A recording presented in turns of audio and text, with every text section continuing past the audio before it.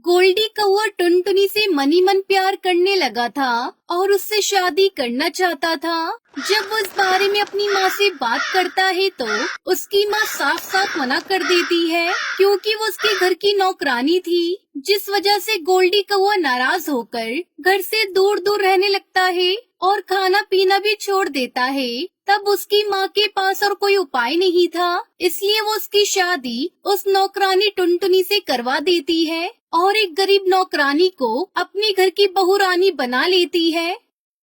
रानू चिड़िया अपनी बेटी टुनटुनी चिड़िया के साथ रहती थी। टुनटुनी के पिता की मौत उसके बचपन में ही हो गई थी। तब से रानू चिड़िया अपनी बेटी टुनटुनी से बहुत प्यार करती थी और अपने घर का खर्चा चलाने के लिए वो सुंदरी कौवी के घर में काम करती थी, क्योंकि सुंदरी कौवी बहुत अमीर थी। सुंदरी कौवी का एक बेटा भी था जिसका नाम गोल्डी था, जो कि विदेश में एक सेठ के यहाँ नौकरी करता था। वही टुनटुनी चिड़िया की एक सहेली भी थी, लाडो चिड़िया। वो दोनों बहुत अच्छी सहेलियां थी और आपस में खूब हंसी मजाक भी करती थी। एक दिन सुंदरी कौवी अपनी नौकरानी रानू चिड़िया से कहती है, अरे रानो, मेरा बेटा गोल्डी 2-3 दिन बाद विदेश से घर वापस आ रहा है, तो तू ऐसा करना, कुछ दिन थोड़ा जल्दी आकर घर की अच्छे से साफ सफाई कर देना, क्योंकि मेरे बेटे को गंदगी जरा भी पसंद नहीं है। मालिकिन, वो क्या है ना, मैं कुछ दिनों के लिए अपने मायके जा रही हूँ। अगर आप कहें तो मैं अपनी बेटी टुनटुनी को भेज दूँ। ठीक है, तू अपनी बेटी को ही भेज देना। वैसे भी इस उम्र में मुझसे काम नहीं होता। अगर तेरी बेटी रहेगी तो साथ में काम कर लेगी।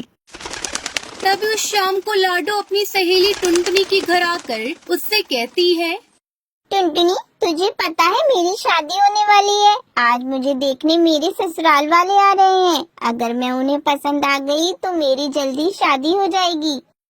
ठीक है लाडो, मैं भी तेरी शादी में जरूर आऊंगी।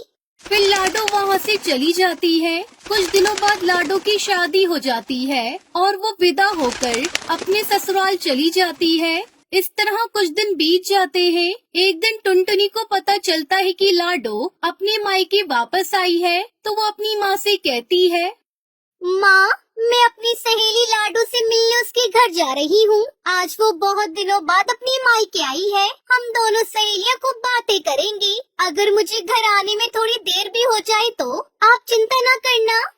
अच्छा है टुनटुनी, तू जा, मैं नहीं चिंता करूँगी। फिर टुनटुनी अपनी सहेली लाडो से मिलने उसके घर जाती है। अरे लाडो, ओ लाडो, कहाँ है तू? देख, मैं तुझसे मिलने तेरे घर आई हूँ। मैं यहाँ कमरे में हूँ टुनटुनी, तू यहीं आ जा। फिर टुनटुनी लाडो के कमरे में जाती है। और बताओ लाडो, तू तो कितनी बदल गई है और ससुराल जाकर तू तो अपनी मायके को भूल ही गई। तभी टुनटुनी की नजर लाडो चिड़िया के जख्मों पर जाती है। अरे लाडो, ये क्या हुआ तुझे? ये तेरे पंखों पर चोट कैसे लगी? तेरी तबीयत तो ठीक है ना?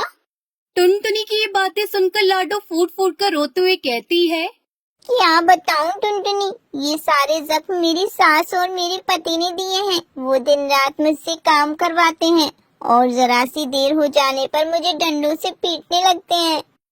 तेरे ससुराल वाले तो बहुत जालिम है लाडो, तू उनसे कुछ कहती क्यों नहीं है?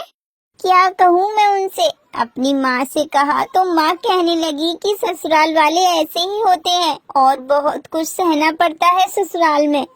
लाडो का ये हाल देखकर टुनटुनी डर जाती है और वो दुखी मन से अपने घर लौट आती है। उसे दुखी देखकर उसकी माँ रानू चिड़िया उससे कहती है, क्या हुआ टुनटुनी बेटा, तू तो अपनी सहेली से मिलने गई थी ना, तो तू इतनी दुखी क्यों है? माँ, आपको पता है लाडो के ससुराल वालों ने लाडो की क्या हालत बना दी है? उसके पूरे शरीर पर जख्मों के निशान हैं और उसके ससुराल वालों ने उसके साथ बहुत बुरा बर्ताव किया है। माँ, मैं कभी ससुराल नहीं जाऊंगी। बेटा, तू ये कैसी बातें कर रही है? समय आने पर एक न एक दिन सबको ससुराल जाना पड़ता है। मैं भी तो दुल्हन बनकर ससुराल आई थी। लेकिन माँ, मुझे शादी करके ससुराल नहीं जाना। मैं आपके साथ ही रहूंगी। बहुत रात हो गई है टुनटुनी, चल तू खाना खा ले और सो जा, क्योंकि सुबह तुझे मेरे बदले पर सुंदरी बहन के यहाँ काम करने जाना है। फिर अगली सुबह टुनटुनी अपनी माँ की जगह सुंदरी कौवी के घर पर काम करने जाती है। तू आ गई टुनटुनी, ये ले सब्जी काट दे, तब तक मैं नहाने जा रही हूँ। फिर टुनटुनी हॉल में बैठकर सब्जी काटने लगती है। तभी दरवाजे की बेल बजती है। जरा दरवाजा खोलकर देख कौन है दरवाजे पर। जी आंटी, मैं अभी देखती हूँ। टुनटुनी दरवाजा खोलती है। सामने गोल्डी कौवा खड़ा था। अरे, घर में इतनी खूबसूरत चिड़िया कहाँ से आ गई? कहीं आपको किससे मिलना है? आप अंदर आइए, मैं अभी आंटी जी को बुला कर लाती हूँ। तभी सुंदरी कौवी वहाँ आ जाती है।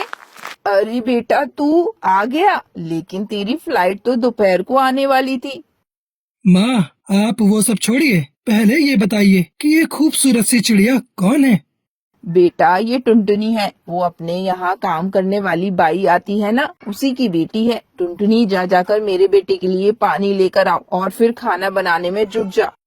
जी मैं अभी ला रही हूँ आंटी, और आपको आने की कोई जरूरत नहीं है, मैं खाना अकेले ही बना लूंगी। आप बैठकर अपनी बेटी से बात कीजिए, मुझे खाना बनाना आता है।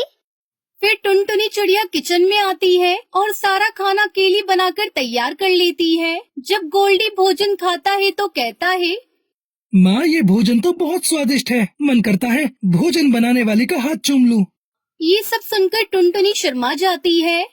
सच में टुनटुनी, तूने बहुत ही स्वादिष्ट भोजन बनाया है। ऐसा भोजन तो तेरी माँ भी नहीं बनाती थी। इस तरह एक सप्ताह गुजर जाता है और गोल्डी मनी मन टुनटुनी को पसंद करने लगता है, लेकिन उसने ये बात अभी तक टुनटुनी को नहीं बताई थी। इसी बीच रानो चिड़िया काम पर वापस लौट आती है और टुनटुनी काम पर आना बंद कर देती है। टुनटुनी के न आने से गोल्डी का वो बहुत बेचैन होता है और एक दिन वो अपनी माँ को अपने दिल की बात बताता है। ये तू क्या कह रहा है गोल्डी? तू एक नौकरानी को अपने घर की बहू बनाना चाहता है? हरगिज नहीं, मैं एक नौकरानी को अपने घर की बहू नहीं बना सकती। तो ठीक है माँ, अगर आपने मेरी शादी टुनटुनी से नहीं कराई तो मैं जिंदगी भर कुंवारा रहूंगा। अब सुंदरी कौवी के पास अपने बेटे की बात मानने के सिवाय और कोई उपाय नहीं था, इसलिए वो पंडित को अपने घर बुलाती है और अपने बेटे का रिश्ता लेकर रानो चिड़िया के घर भेजती है। जब टुनटुनी को उसकी शादी के बारे में पता चलता है तो वो अपनी माँ से कहती है, माँ, क्या मैं आप पर बोझ बन रही हूँ जो आप मेरी शादी करके मुझे ससुराल भेजना चाहती हो? माँ, ससुराल में मरने से तो अच्छा है आप मेरा गला घोटकर मुझे मार दो। टुनटुनी, ये तू कैसी बहकी बहकी बातें कर रही है? हर ससुराल लाडो के ससुराल जैसा नहीं होता, तू तो बेकार में ही डर रही है। रानो के लाख समझाने पर भी टुनटुनी शादी के लिए तैयार नहीं होती। तब टुनटुनी को होने वाला पति गोल्डी और उसकी सास उसके घर आते हैं। तब वो टुनटुनी को समझाती है, बेटा, मेरी कोई बेटी नहीं है, इसलिए मैं तुझे अपनी बहू नहीं बल्कि बेटी बनाकर रखूंगी और तुझे इतना प्यार दूंगी कि तू अपना मायका भी भूल जाएगी। और मैंने अपने बेटे को ऐसे संस्कार दिए हैं कि वो तुमसे कभी ऊंची आवाज में बात तक नहीं करेगा। हाँ। अपनी सास की ये बातें सुनकर टुनटुनी के मन से अपने ससुराल और सास के प्रति मन का डर निकल जाता है और वो शादी के लिए तैयार हो जाती है। फिर उसके बाद गोल्डी और टुनटुनी की शादी होती है।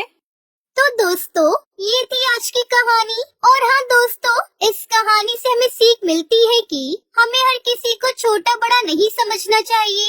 और हाँ दोस्तों, आज का सवाल ये है कि टुनटुनी शादी करने के लिए क्यों मना कर रही थी? अगर आपको पता है तो कमेंट बॉक्स में लिखकर जरूर बताएं। और अगर आप हमारे चैनल पर नए आए हैं तो चैनल को सब्सक्राइब कर दो और हमारी वीडियो को लाइक कर दो। और हाँ, घंटी बजाना ना भूलना ताकि नई वीडियो आपकी फोन की स्क्रीन पर हो। मिलती हूँ मैं आपको अगली वीडियो में, तब तक के लिए धन्यवाद।